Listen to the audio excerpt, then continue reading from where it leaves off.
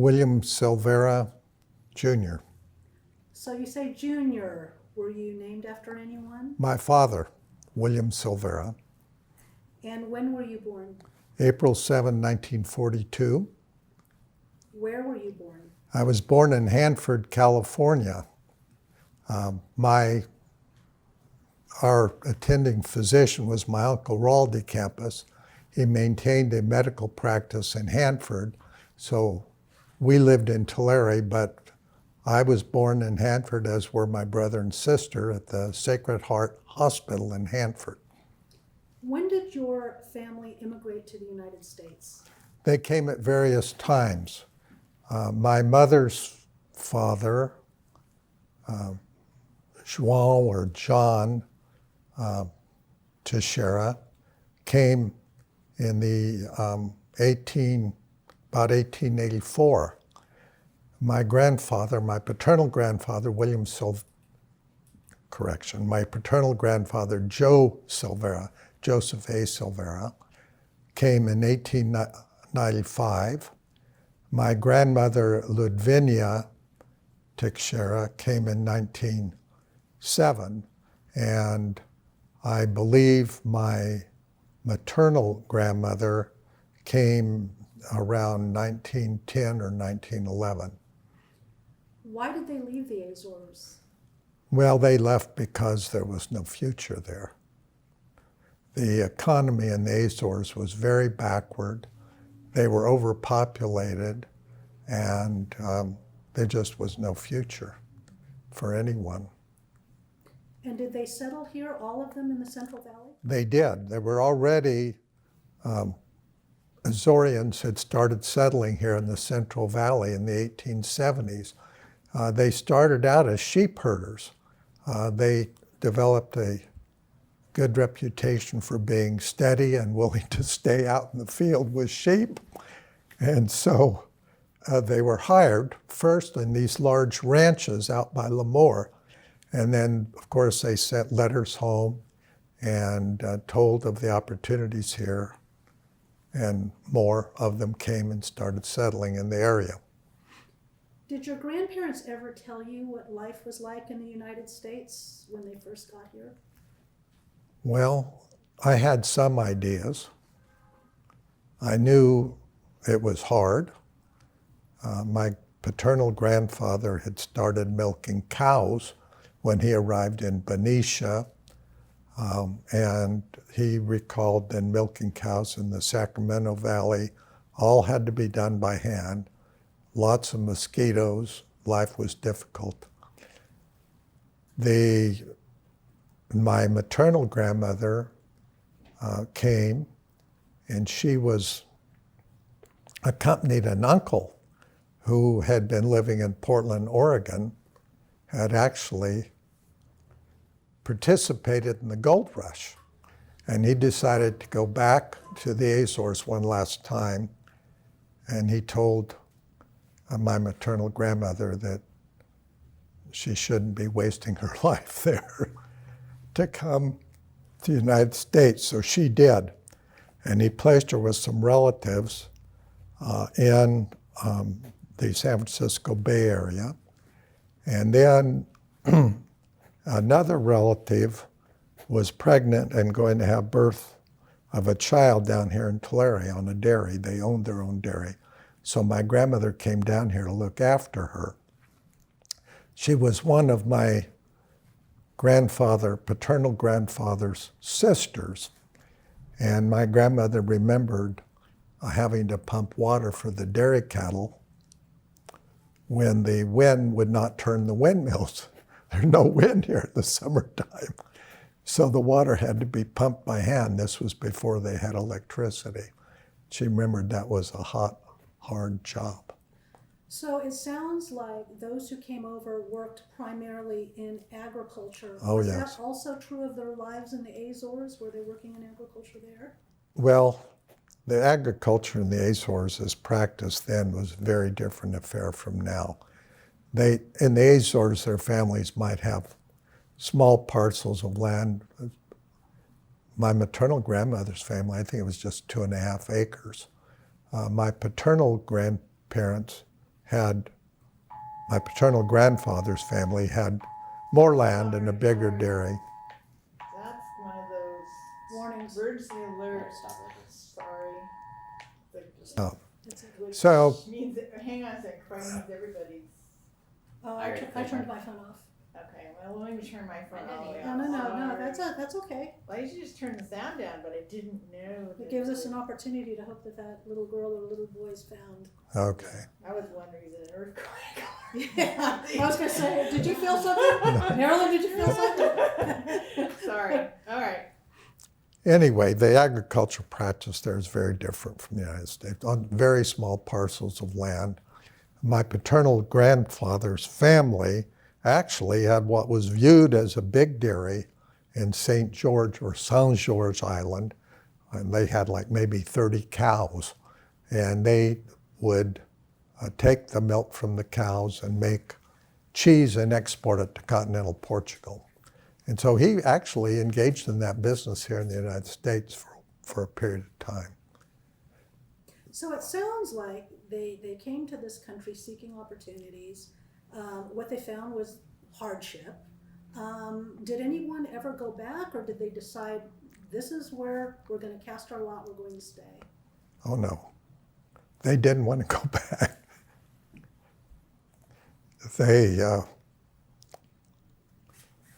My grandfather, like I told you, my paternal grandfather came in 1895. By 1912, he was well established with a farm and a dairy of his own. On my mother's side of the family, her father had saved money being a sheep herder. They purchased land northeast of Hanford and lived there from 1907 until he died, and my grandmother died in the early 80s, lived there the rest of their lives. As we know, anti-immigrant sentiment is something that all immigrant groups have faced at one time or another. Do you recall your grandparents or even your parents ever telling you about anything that they encountered? Well, there was obviously some bigotry about Portuguese immigrants. I don't think my father was ever bothered by it, nor do I recall my mother being bothered by it. But you asked about immigration issues. My father had an aunt who was in fact his godmother, Rose, and her husband did not like it here in the United States. And he wanted to return to the Azores and did so about 1920. He subsequently committed suicide there, and she wanted to return to the United States, and she couldn't. The immigration laws had changed, and she wasn't allowed to return. I'm really sorry to hear about that. You're a member of the second generation of your family to be born in the United States. How important was it to your parents that you be raised with a strong Portuguese identity? I'll wait till the clock stops before you start your answer. Do I need to rephrase the question? I think we can understand. Well, or if you want to, you can. We can understand what you said. Yeah. Okay. But we don't want the clock over you. My parents thought it was important for me to maintain some Portuguese identity. I'd learned to speak Portuguese in my paternal grandmother's home. She spoke Portuguese in the home. And we would attend Portuguese Holy Ghost celebrations, that sort of thing. As we grew older, we participated in fraternal society organizations that promoted Portuguese culture.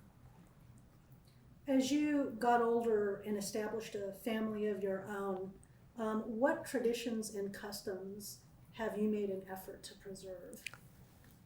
Well, I must confess, very few.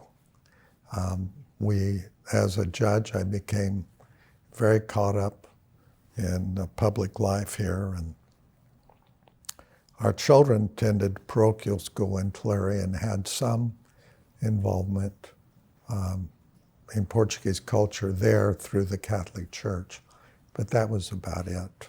I think once my son was a escort at a Portuguese Holy Ghost Festival and tipped an escort to one of the queens, but that was about it. What kind of stories, a lot of times what binds families together, immigrant families together, are the stories that are passed down through generations. What kind of stories have come down to you about your parents and your grandparents?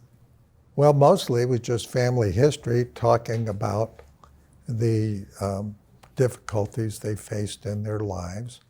As I said in the paper I wrote for you, my paternal grandfather had a lot of difficulties with the onset of the Great Depression. So I remember hearing many stories about the hardship of the Depression days. He had to give up his farm on a location that is now part of the city of Tulare. They moved out to Goshen, and my grandmother remembered to a place with no electricity and no amenities at all, so she had to go back to using coal oil lamps and cooking on kerosene stoves. Now, if I remember correctly, many Portuguese boys were not able to continue going to high school because they had to stay and work on the farms, but your father was an exception. Yes, he was. My father had been an excellent student in grade school. He attended city schools, which was an advantage because many young Portuguese people in that era attended rural schools, and I think the quality of education was better in the city schools. My father excelled and, in fact, skipped a grade and went on to excel in high school. He was an Eagle Scout. He became an Eagle Scout. He developed a prize-winning pig herd and went on to win prizes.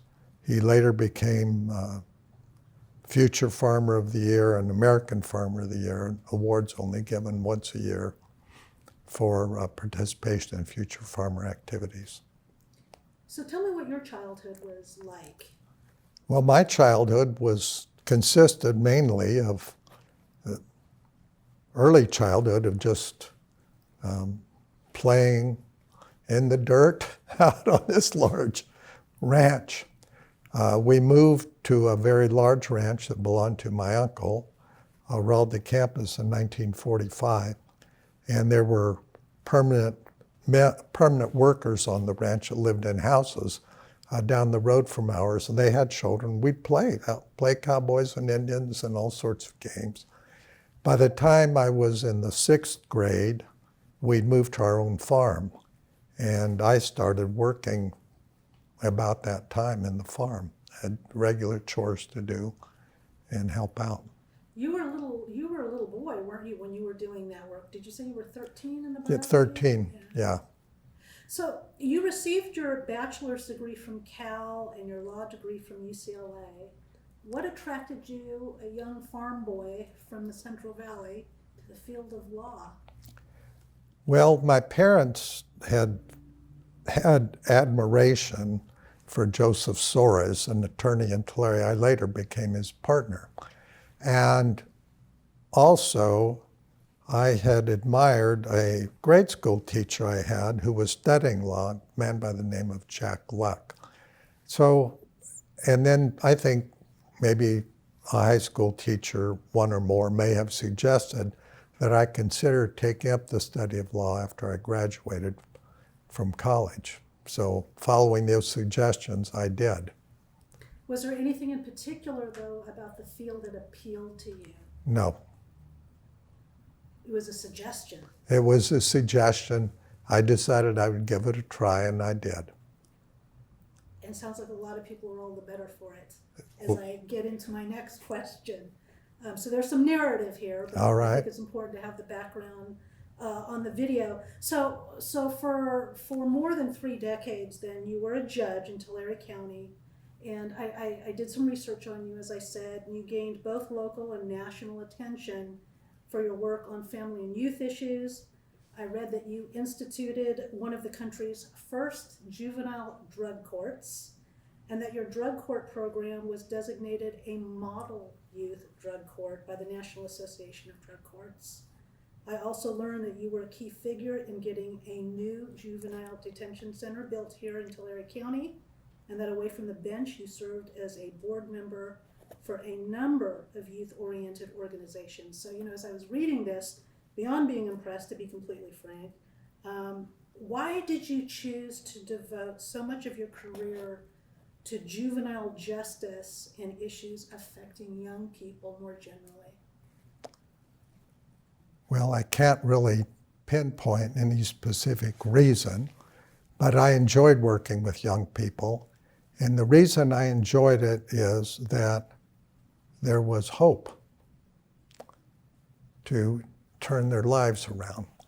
By the time you get into adult criminal justice system, you are dealing with people who have involved themselves in very serious, some of them, very serious criminal acts, and there's no hope of change there. And besides that, the sentencing laws don't allow for it. So, but I enjoyed working with young people and making the system better for them. When I started working as a juvenile court judge in the early 90s here in Tulare County, the juvenile justice system was a stepchild of the court system. And I set around to changing that. So of all the things that you accomplished professionally then, what are you most proud of? Well, I think the thing I'm most proud of was the juvenile drug court program I had. We changed the lives significantly for a number of young people. Some of them had, when I put them into the drug court, they had dropped out of school, they were attending continuation school, they were probation school, and they were getting very poor grades because they were skipping school and using drugs. And we turned their lives around, and some of them went on to have very successful careers as adults. I was later thanked by their parents and by some of them for what we did in that program. That must have been immensely rewarding. Yes, it was. So, to what extent, and I know this isn't necessarily something that we think very much about when we think about our ethnicity and our backgrounds, but to what extent do you believe that being Portuguese American has shaped the way that you've moved through this lifetime, both professionally as well as personally? Well, I think principally it instilled in me a strong work ethic. And I worked many long, hard hours. When I was the juvenile court judge, well, let me start back. When I became judge of the combined Tulare and Pixley Justice Court judges in Tulare, I did all the work of that court by myself from 1976 to 1980. When I left in 1980, my successor, Walt Gorelick, said, "This is too much," and asked the county to get another judge out there to help them. Similarly, when I became juvenile court judge, we had one commissioner doing the work full time, and I. And when I left, my successor, Judge Krant, said it was far too much and asked the county to give her another commissioner to assist. So I think the work ethic that I had growing up on the farm and from my family led me to do the hours that I put in. I would read innumerable social reports and probation reports at home at night. And Marilyn, as I was preparing for this, Marilyn reminded me that she spoke to some judge's wife who said, "You mean your husband actually reads through all those?" Now, do Do you maintain strong ties to the Azores? Do you go back very often? No, I haven't been to the Azores since 1989. I would like to go back, and maybe one day we will, but I had some distant cousins that lived there, but they moved from there to Lisbon, and that's where they live, and they're very distant. I had become acquainted with this distant cousin and her husband when they were here in the early 60s relating to the settlement of an estate. And we kept company with them on our trip to the Azores in 1980, in a trip we took to the Azores in 1978. But no. So I have one final question for you. What does being Portuguese American mean to you? Well, I think it means identity with a specific ethnic group that has contributed greatly to life in the San Joaquin Valley and continues to contribute in a business sense, in a social sense. Is there anything I didn't touch on that you'd like to share? No?